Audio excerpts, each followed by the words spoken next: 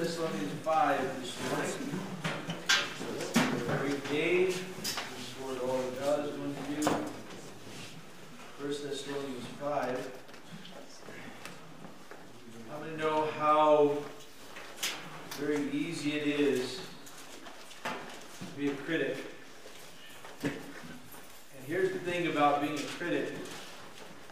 You don't have to have any particular level of education. You don't have to have any special knowledge concerning what's being criticized. All you have to do to be a critic is just criticize. Now this word criticize means to disapprove of, condemn, or pass judgment on. Now all of these things are okay in a correct setting and an approach. But there are things that will certainly need to be disapproved of, at times condemned, and there are times we're going to have to pass judgment. But when we use the word criticize or critical, it becomes an arena that we have to be careful in our disapproval. We have to be careful in our condemnation and in the passing of judgment. And so I believe that Paul touches on this morning, something that is a necessary balance for our lives and the approach that needs to be within us. And so this is a necessary topic because we're all going to go down this road. You're going to be the recipient of somebody's criticism, or you're going to find yourself, and you have to catch yourself. You find yourself in those modes where all you're doing is criticizing, and you have to catch yourself and realize that this is not good. So let's read this, 1 Thessalonians 5, verses 11 through 15. Therefore, comfort each other and edify one another, just as you are also doing. We urge you, brethren, to recognize those who labor among you and are over you in the Lord and admonish you, and to esteem them very highly in love for the work's sake. Be at peace among yourselves. Now we exhort you, brethren, warn those who are unruly, comfort the faint-hearted, uphold the weak, be patient with all. See that no one renders evil for evil to anyone, but always pursue what is good, both for yourself and for all. So let's talk about being careful of a critical spirit. And I want to talk about the call to edify. And this is probably the glue to it all here, the call to edify. So in our text, he's highlighting this very thing, and he begins in verse 11, so comfort each other and edify one another just as you are also doing. Now the next few verses, his theme seems to be building up people, esteeming those that are over you, functioning in an attitude of respect, which edifies, and then he says, and not paying back evil for evil. Pursue what is good both for you and for others. There's a lot he's saying here. And here's the challenge, and here's the needed point for growth in our lives. When we're dealing with others, it's imperative that we are edifying, that this is our concern, that this is our approach. Whenever you're avoiding or approaching a people, when you're dealing with others, is the heart that I'm presenting in this matter one that will lend to edifying another? Now, what is it to edify? Edify is actually a very deep word, and its clearest sense is to build up. If you go just a simple definition, but it goes like this. If you want the full thought on it, it begins to build from the foundation. So that means that to edify needs to be the beginning of every relationship. In other words, to build up. To restore by building. To rebuild or repair. To promote growth in Christian wisdom, affection, grace, virtue, holiness, and blessedness. So think about this, a deep word. And it goes far beyond the surface of dealing with people. This will go a long way in helping your marriage. If you'll approach your wife and even in your home with your kids. No matter what the issues are, it's always with the heart to bring edification. So we're talking about being Christians whose whole heart is to build, to restore, and to promote growth in others, no matter who those others are or how difficult those others may be. Okay, you notice it just says that you're supposed to do it. So that's great marriage counseling right there. So it was about between 11 and 12 years ago. I've used this illustration before, but I was called upon by a landlord of our building in Houston, and he knew that I had done some remodeling type work. So he brings me and says, I have a job for you. And at the time I was doing this just for a little side money, so I didn't have to work a full-time job. And he brings me into his backyard, and there's a shed, and it's just in Houston you got humidity, rain, and all the wood's always deteriorating, and so I go inside, we open it up, and it's just a gutted out shed. The floor is rotted, it's termite infested, the walls are just 2x4s with outside, it's nothing, it's a piece of junk.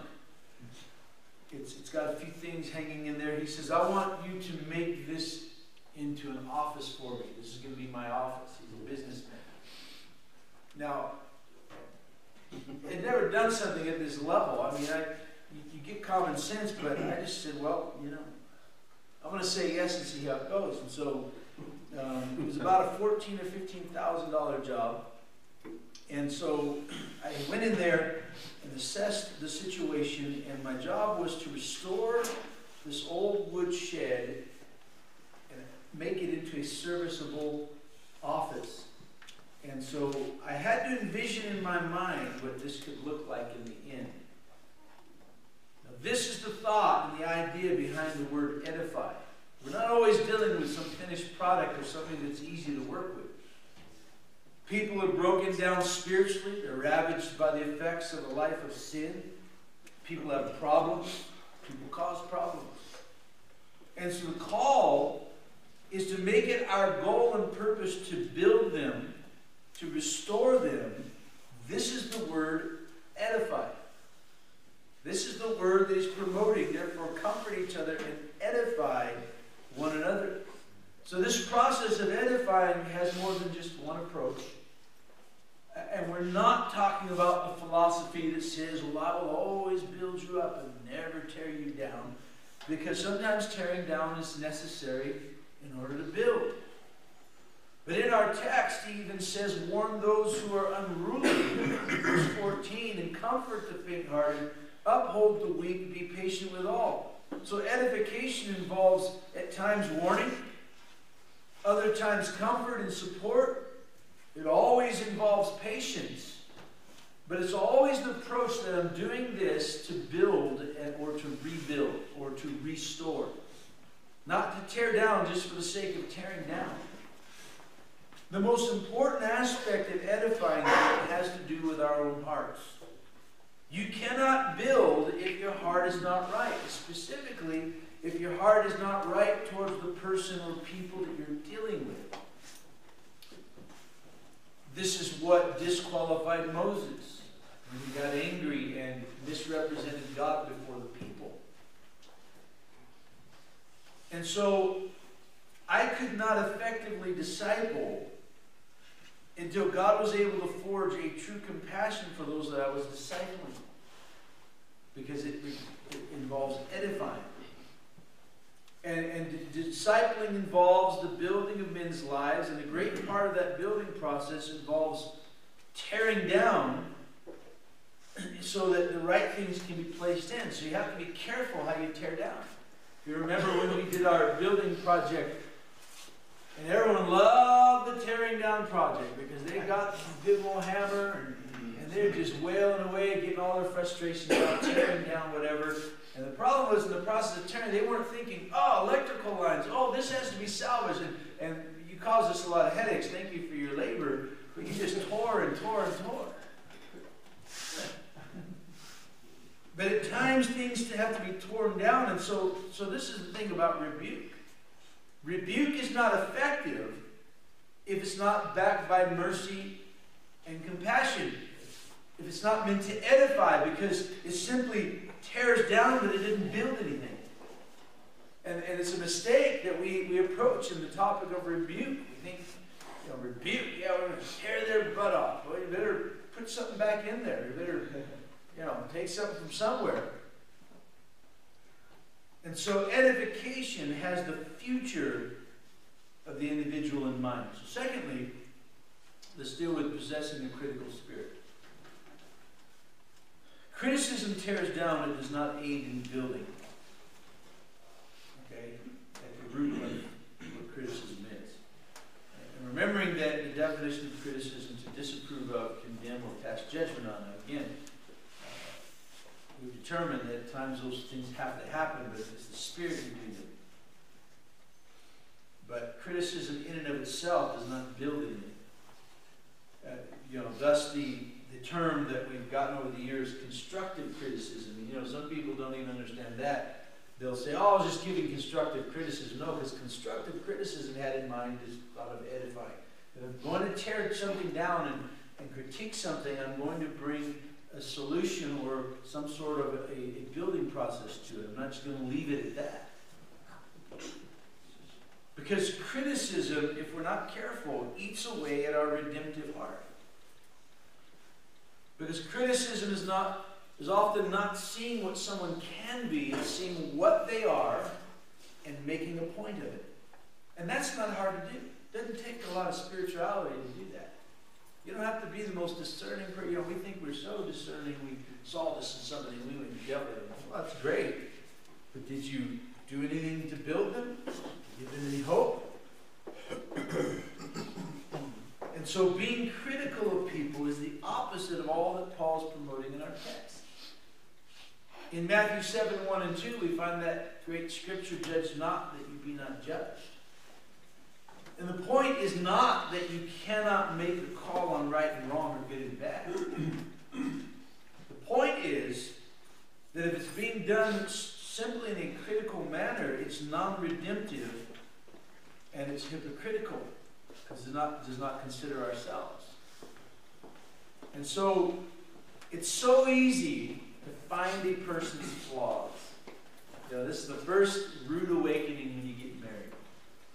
Because you see, all you saw was the pretty face that was hidden behind all the caked on makeup and the best of everything. All you saw was him, and he actually brushed his teeth every day, and and then all of a sudden, it doesn't take much of a flaw. You see them, they're there. What do I do with all this? And it's so easy to find a person's flaws. You don't have to be highly spiritual. You don't have to have the gift of discernment to discover people's flaws. And even more so, it's so easy to find criticism with those that are in charge. This is part of what he's dealing with in our text, about those that are in charge. We are the Monday morning quarterbacks. We've never thrown a football in our lives, but we know how the quarterback position should be played. And we're talking about the game and how they should have done it. It's so easy for you to say what you would do if you were the pastor. Or how we should be doing this or that, or how we should be dealing with this problem or that problem in the church because, we're the perfect critics. First of all, you aren't the pastor. And as Pastor Mitchell once told a sweet little lady that had some issues, just let me be the pastor and we'll be okay. But how many know this is in us? It's in us. And in our text, verses 12 and 13, he says, we urge you, brethren, recognize those who labor among you and are over you in the Lord and admonish you, and esteem them very highly in love for their work's sake. Be at peace among yourselves. In other words, between you and those that are over you, be at peace, but be at peace among yourselves as well. It's not your little round table gossip session that you use to criticize all the decisions that are made of those that oversee you. It becomes kind of hard to criticize what you hold in high esteem and what you love. But there's a deeper problem with those that possess a critical spirit. And that is that they don't have discernment. And specifically, they cannot discern themselves. There's a flaw. Okay? We have to be able to discern within ourselves things like our own biases, our own prejudices, our own likes and dislikes when we are imposing them upon others in a critical manner. Because we'll just go about life like everything we think and everything that revolves between these two ears is just gospel. Right? And so, of course, it's meant to be imposed upon others in whatever way I see fit, whatever mood I might be in the moment. And the problem is we don't have discernment. But we have to be able to discern our own breakdown in redemption. Okay, this is hard. It sounds easy coming over teaching pulpit, but it's hard. Discerning our own breakdown and redemption when it's producing in us a critical spirit. You have to be able to discern your own impatience or unwillingness to deal with people's flaws in a correct manner. So the biggest thing is you have to be able to discern your own criticism based upon this. Okay, I'm saying this, I view this, this bothers me. But what about when it comes to someone who has hurt you or harmed you because for whatever reason, and so you're simply going after them? You have to be able to discern this type of stuff. We just do it and we just think it's all good. And I pray and I hope you have people that surround you that can pull you aside and say, bro, that was jacked up. That wasn't right. The way you dealt with them, that wasn't right.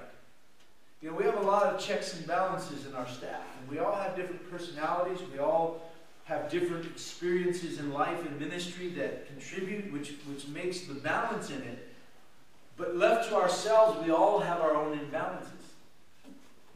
I think we all pretty much know them, but we trust each other to keep those in check for us. And if that wasn't there, we'd be in trouble. Left to myself, I'm in trouble. I know that. And left to yourselves, you're in trouble because we won't do what's right when it comes to people. We'll go off in a tangent. We won't discern ourselves. We won't see that the spirit in which we're dealing with people is not right. It's not good. We'll just think it's gospel because it's in me and I'm so spiritual and it must be good. But a critical spirit reveals in us some missing ingredients. One of those is the lack of patience. When you lose patience with people, you tend to become critical with or towards them. In our text, Paul makes sure to mention this needed quality of life and heart. He says, be patient with all. Who's all? It's all. That means even those that are hard to be patient with. In other words, we approach it with this demeanor of patience. Why would he say all? Because there are certain people we have no patience for, and therefore our tolerance is low and we become the critic of them. And so this reveals the missing ingredient of patience. The second thing is it reveals a lack of grace. You know, what really helps me is I remember how much grace has been poured out on me and how much continues to be poured out on me. When we begin to lose grace towards people, or certain people, we become critical. And we're not building them anymore. We're not doing anything to aid them or help them or add to them or simply tearing them down. We lose the ability to enter into their situation and enter into their burden and pray for them, for God to help them. And in our text in verse 14, he says, comfort the faint-hearted, uphold the weak. Now, I know that requires grace. You've got to learn how to have grace on people.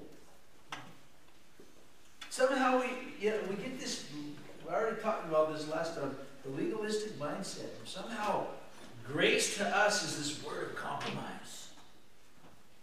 No, it's a powerful word. I would challenge anyone that think deals with this or has a wrong view of God, I'll challenge you to do your own study on grace and see what you come to. When we begin to lose heart for people or begin to lose our compassion, we become critical and we will tear them down and affect others along the way. And the third area that is missing when we indulge in the spirit of criticism is a lack of humility. Humility begins by remembering who you are. Not who you think you are. Who you are. Where you came from. And what you're capable of. And you know, honestly, it should be as we serve God longer that becomes more of our demeanor. Because we were, early on, we were just filled with pride and we can see no wrong in ourselves, and anytime somebody points it out, they're all jacked up. But boy, the longer you serve God, you realize, no, I'm all jacked up, and I need help. Humility really will help you from possessing a critical spirit. Now, let me close. The three things will help us further in avoiding the critical spirit. These are not foolproof, but they'll help you. And the first of those involves laboring for God. And what I mean by this is an involvement in God's work, particularly involving people. Some of the most critical people are those that are observers, little to no involvement. When you labor, when you pay a price for something, you tend to be far more careful in how you approach it, handle it, because you paid the price for it, right? It's the old saying, you know, I learned, okay, I'll give you an example. It's my pet peeve of all the world. And so, I have these they call them wall warts. They power my guitar pedals, okay?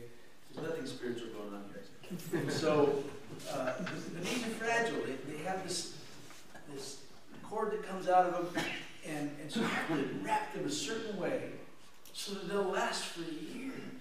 Right? I make these wall warts last for years. I loan them out, and they come back. I've had them for years, and they're shorted out because somebody in their He-Man approach,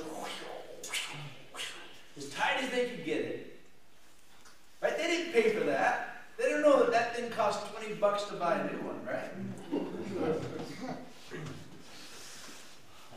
So when you pay for something, we teach this to our kids. You don't buy them everything, you make them work for stuff. Because they'll hopefully value it more. You know, my first vehicle was not a four-wheel vehicle, it was a two-wheel vehicle. I bought a motorcycle in the regional heights because that's all I could afford. So I bought this motorcycle when I was 16 years old. And man, I spent hard-earned money. I even had to borrow from my dad, and my dad was not, I paid him back. Every penny of it. You understand that? And so I paid him back, and I took good care of that. I mean, I was constantly keeping that up because I paid money for that. Versus the kid, you just give something and they're just, did you change the oil? No, that's why your motor blew. You haven't checked the oil in years. Come on. When you invest in something and when you pay a price for something, it changes your approach. So we're talking about the price that's paid for people. When you pay a price for people, you tend to be far more redemptive and patient. This is one of the dynamics you see at work in pastor changes oftentimes, especially pastors that have been in a place a long time and they hand it over. They've spent their lives paying a price to build that church. These people, many of them are converted under them. They're children of the faith. And you've given yourself and you've been through stuff. And then somebody else comes in and all they see is the problems in the church and the flaws. And this needs to be dealt with. And the previous pastor didn't do it. No, because you didn't pay any price for this. You're going to come in and you better be careful how you handle what somebody else paid a price for. This will help you in interpreting a pastor's approach to people. Because basically a pastor pays the price for everyone in the congregation. He's laboring for their soul. And this will help us to not get so upset when he shows grace where you think he ought to bring the hatchet out. I think he mishandled that. Why? Because you think he should have hatcheted them and kicked them to the curb because they bother you and you can't stomach them, but he paid a price for them. You understand what I'm saying? This will go a long way in helping us to keep this spirit of edifying alive in us, to build people. The second area is simply by praying. When you begin to feel that criticism coming on and those accusations mounting in your mind, begin to pray for those people that are bothering you. Those things, begin to pray. If you know within yourself that I don't have the means to go to them and truly do this in an edifying manner, then I would suggest you don't do it. Because you're doing more harm than good. If all you do is go in and rip somebody because it bothered you and you're going to correct them and you have no heart for them and no means of tolerance or patience, at least stay far away from them and we don't want your input. Because it'll be destructive input. But we do want you to begin to pray for them because it'll change your heart. Because criticism really is part of our lower nature. It's very closely related to slander and gossip. If people would pray as much as they slander and gossip, there would be powerful revival breaking out. Right? Amen. Take all those concerns that are agitating you and provoking you and pray and keep on praying as long as they're there. I had to test this theory the other day. I mean, I've heard this for years, and I just take it now as a yes, amen. I had to actually test it the other day. So you always heard, if you pray for people, you can't hold a grudge on them, right? And so I was dealing with a situation, it was really getting under my skin.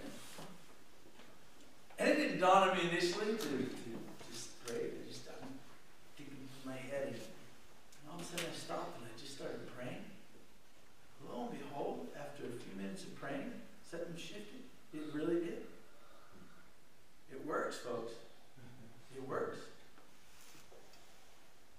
The third thing is you must be willing to take input from others, because sometimes you're going to be the point of people's criticism. How you deal with criticism. If all you do is shoot back and fire back and start to go into offensive mode, and it's not going to help. People have no problem dishing out the criticism, but God help you if you criticize them. Many people cannot take input into their lives, especially the generation we live in, because they've been burned by some of the what should be the most intimate relationships in their lives and weren't there for them.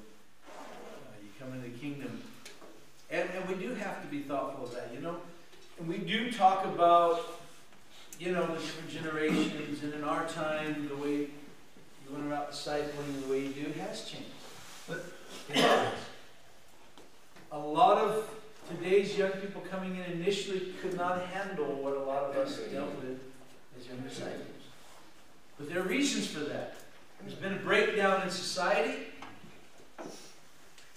and there's been abandonment. We have a fatherless crisis on our hands. A lot of different reasons for this. People have a hard time taking input, so we have to consider this. We have to consider this aspect. I know, I've said it myself. God, it's like you got to walk on eggshells around them. Well, then walk on eggshells for a little while anyway. You know, try to make it work. Try to adapt in a manner that says, you know what? If I tear that guy's tail end off, he may not make it. Is it really worth it just to satisfy something in us? Or you know what? I want to see him make it. And you may be the one at times, though, that has to take that criticism. How are you going to deal with it? Rarely do I ever take someone's input and blow it off. I don't care who the person is. Because a lot of times it may not have been said right, but a lot of times there's a truth in it. You have to realize that outside input for your life is what keeps you in balance and keeps you growing. We don't always like to hear it because we've got our view of ourselves, or we already know that's our issue. We don't want somebody else to pile on to it. That's the way we feel. But this will also help us from possessing a critical spirit, because what happens many times, it's a reverse thing. If somebody criticizes you, so you're going to start looking very flaunting now, because you're ticked off. It's wrong. Okay, that's the reason why it says be patient with all, that we comfort each other and edify one another. You get that, the one another. It goes two ways. This is the demeanor that we need to have in working with people and working with one another among disciples. Some of you came in here, you're agitated with your brother here because he, maybe didn't have all the tact in the world, but he spoke into you. Now you're all agitated and worn. And, be careful that you don't just set the boundaries. I'm only going to take input from them and them, but if it's into them, I ain't going to listen to them.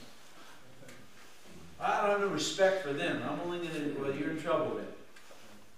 Because God spoke through a donkey.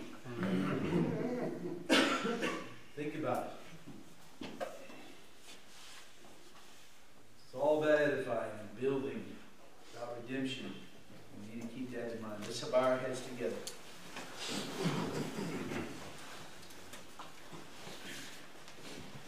These are the issues that are real to me because I've failed in them so many times over the years. And so, when you fail at things, you have two choices. You can either let it be your failure and it becomes the undoing of your life, or you can let it be the lessons that teach you valuable things. I try my best to let them be the lessons. As hard as it is, when you're failing in areas, especially something as critical as redemption and compassion and love, man, it's a hard one. You got to get right back up, dust yourself off, and realize, you know what? I've become a critic. Not a critic in a good way, because that's where the term constructive criticism came from. It's a necessary part of life, but it's got to be done in the right spirit, the right approach, with the right purpose. And the ultimate purpose of it all is to edify, it's to build, it's to restore. That's what it's all about. That's the basic foundation of all that we do in the kingdom of God. It has to have that behind it. And the longer you serve God, the more careful you should be becoming here, because you've probably failed yourself like I have in this critical area and realized that it doesn't do anything good. I said this last time I taught in this class, and I think it was in this class, when I said that unfortunately carcasses that I lament over that were because of my inability to process people correctly and pastor with compassion, and I remember those forever. Because I want to be able to do what this scripture says. I want to be able to be patient with all. I want to be able to edify, and it's going to take a lot. It's a tall order.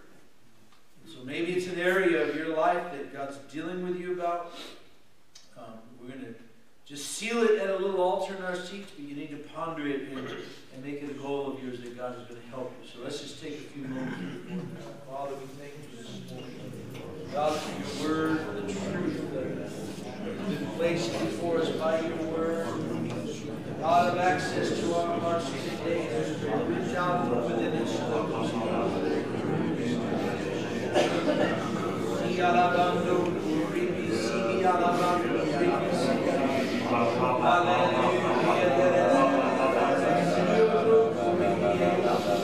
God, that you would help us. You will lead us.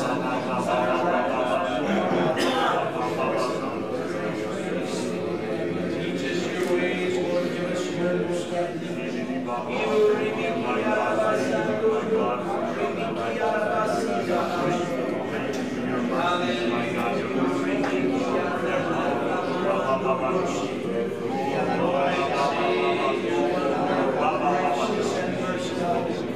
Holy and faithful, my God, lift it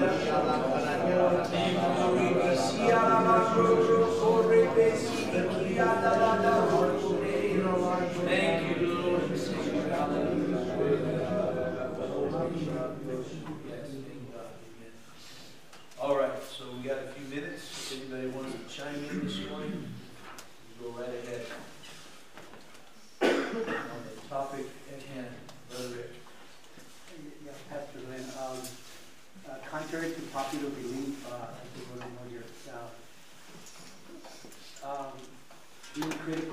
fruit of the Spirit.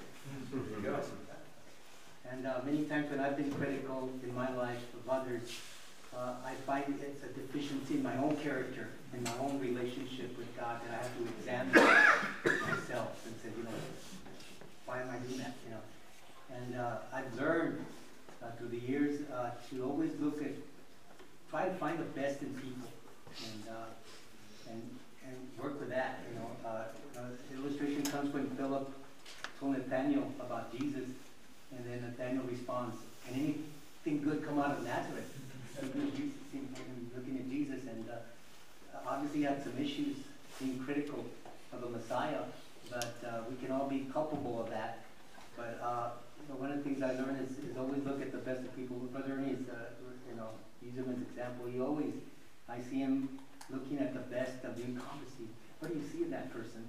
But he sees a lot of potential and opportunity that he can work and mold and build the foundation that's needed in their lives, and something that I think we all can learn from, as you kind of explained. Yeah, absolutely. Yeah. We have to be honest and transparent with ourselves, and that's why I said sometimes we don't discern our own selves. Honestly, I don't know how long it took me to start to honestly be able to discern myself, but it's going to be an ugly moment when it comes to this, to say, yeah, go for it. I would also say that it's something in our culture that we reward. Like we have comedians, all they do is just make fun of politics, or they make fun of Christians, or whatever it is, and it's in our culture, it's like something we embrace. Like, how can we criticize? And it's something that can jump on you, and you can catch yourself criticizing others because it's all you see, and it's something that people reward nowadays. Yeah, and it's gone to a whole new level, and you have to digest it very carefully and minimalize the amount of, but the whole media today, it's nothing, it's non-stop, 24/7 criticism. And we have to be very careful, because we can become that very way in the kingdom of God. When we're here to redeem, to build, to restore, that's a tall order.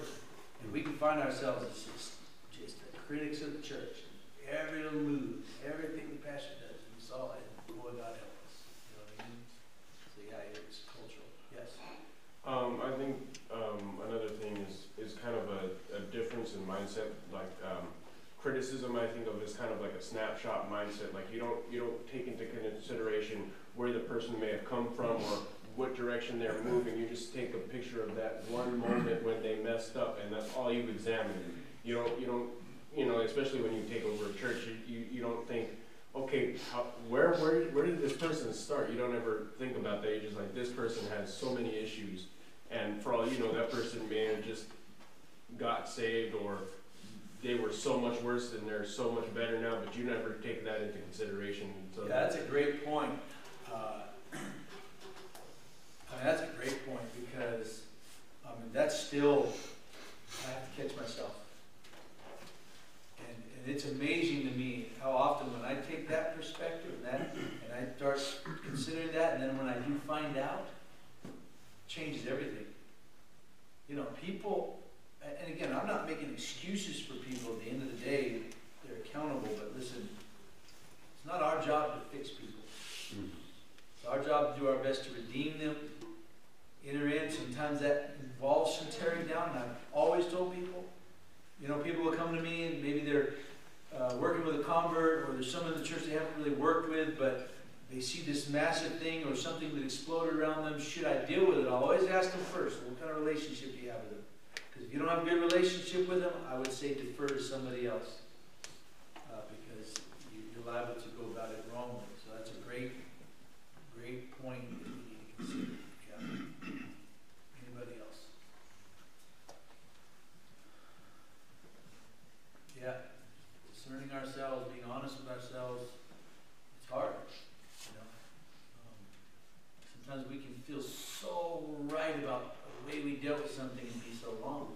That's why we need what we call sounding boards, people you can go to. And sometimes, like I said, if you're, especially if you're really upset with somebody, or ask somebody spiritual, ask a couple of people, get a few different inputs on the matter, and it'll change your whole way that you were going to go about something, rather than just a knee-jerk moment of reaction or from a distance. A lot of the criticism we do is from a distance. We're not even involved in any of the facts of the matter whatsoever. We're just criticizing from what we saw. It's in our human nature. It's there. It's not going to go away. We have to learn how to temper it and deal with it. Like I said, it's not the philosophy that says, I'll never tear you down and always build you up. No, but sometimes you have to tear down and build up. But it's all got to be done with redemption in mind, edifying, etc. Yes. We could go about it in the right spirit, but also I think we got to consider micromanagement also doesn't work, like for every little detail. And then sometimes it'll work itself out, in a sermon, No, that's another whole subject there. Yeah, there's certain times and places to micromanage, but there's certain times it creates problems. Yeah. I'm gonna be honest with you. When I first got started in the church, it was I was like, so some of these brothers, they say they're Christians, but they're not practicing within the sense of what they're saying. So I had my judgment upon them on the thinking level, but I had to come back and realize to myself, who am I to judge upon them? And they're actually coming to church to better themselves and let the Holy Spirit actually within themselves work in itself. And that was one of the things I seen within myself that I need to work on. Yeah. It's not, don't judgment, you will be judged upon by God how you judge upon others, So yeah, that was one of the things. and that's the thing, we're all a work in progress. We are. Again, certain things they have to be called out and spoken into, but there's a way, there's time, there's demeanor. There are many times things are going on. You won't see headship deal with it for quite a long time. You're giving the process, giving room for God to work, giving room for the Word of God to work, giving room for the culture of the church being put about, and then eventually, sometimes you got to step in and do what you got to do. And then, other times it's different, but it's all considered. I'm telling you, it's always considered with the redemptive element in mind. We're trying our best. Doesn't mean you're always going to be bad at 1,000 and make it all work. If that's what you're trying to do. So, good input there. Yes. Just a quick comment about submitting to headship, or when you're thinking about criticizing headship or you see something wrong. Submit to it and talk to the headship.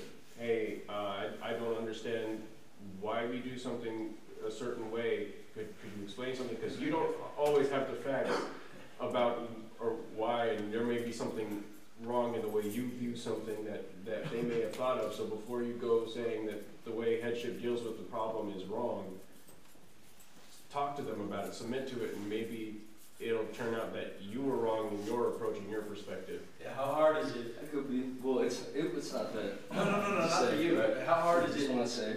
Yeah, his point had nothing to do with you. It's a bigger point. How hard is it to ask? No, you're fine. Right. Rather we Okay, go for it. So another thing I learned from this church is actually you gotta submit to your pastor, because I'm a very pastoral person in a sense. So I actually like to think of other things where it's more about connection with God and trying to hear the word of God and know from those lessons. But one of the things I've understood and more from the brothers and telling me is we actually have to submit to our pastors. For if we don't submit to our pastors, how are we gonna submit to God?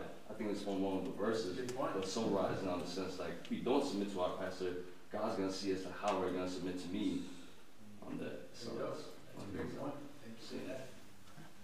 Sure. Pastor, looking back at my when I first came into this church, I have a very good memory, and I remember how I felt. I felt lost. I felt, I grew up I was not religious whatsoever, and none of my family were religious. It was a lot of guy stuff, just in the streets doing things. I wasn't really a gang guy, but it was just raw stuff, When I came into this church, I was lost, man. I was like very foreign, I felt so uncomfortable sitting with a bunch of people that were, brothers, Christians. That was like, man, I was uncomfortable but I knew I needed help, and so giving myself over to you know, there was, the reason why I stuck is because Freddie Lozano would keep telling me that God had something good for my life. And that was the hope that I hang on to. But I was so uncomfortable coming to church because I didn't know any of these people. I would say, man, I don't know who these people are. They all seem to know what they're talking about. I have no idea what's going on here. But that hope that Freddie Lozano would tell me that God had something for me, I used to think, the living God, the God that created the heaven and the earth, why would he want anything to do with me? And that caught my curiosity, but it was a hope because I could see my life was leading nowhere.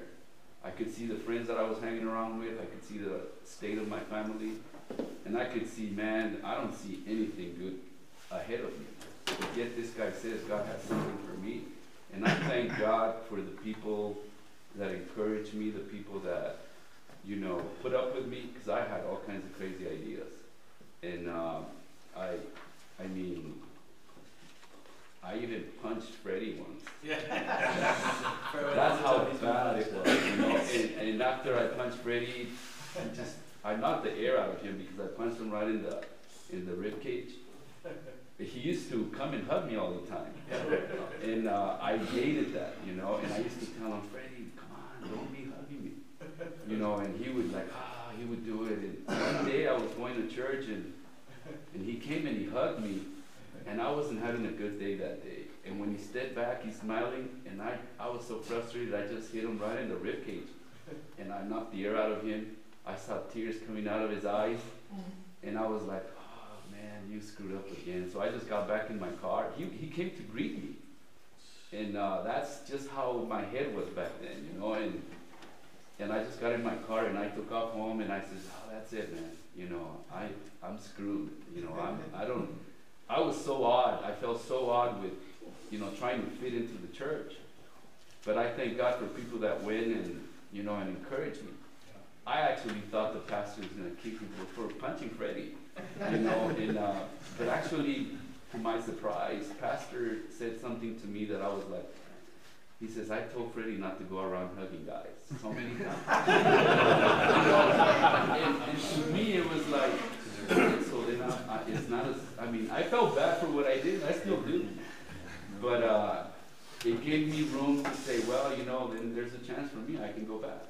And I did go back, and, you know, I've been in this church for, what, 33 years, and I see how I was back then, and I thank God for hanging on to that hope, because my life's totally different now. Now I understand.